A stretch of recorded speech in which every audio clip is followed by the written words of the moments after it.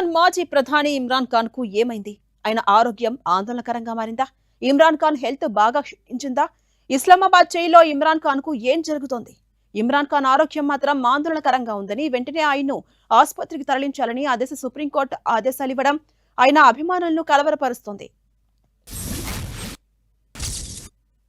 ఇమ్రాన్ ఖాన్ ఆరోగ్యం రోజు రోజుకు క్షీణిస్తూ ఉండడంతో వెంటనే ఆసుపత్రికి తరలించాలంటూ పాకిస్తాన్ అత్యున్నత న్యాయస్థానం ప్రభుత్వ అధికారులను ఆదేశించింది. ఇమ్రాన్ వైద్య నివేదికలను ప్రస్తావిస్తూ కుటుంబ సభ్యులు, పాకిస్తాన్ తెహ్రీక్-ఇ-ఇన్సాఫ్ పార్టీ నేతలు ఆందోళన వ్యక్తం చేస్తున్న నేపథ్యంలో ఈ ఆదేశాలు జారీ చేసింది.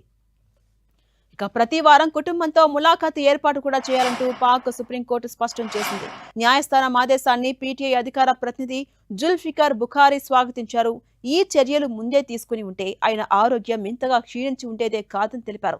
ఇమ్రాన్ పూర్తిగా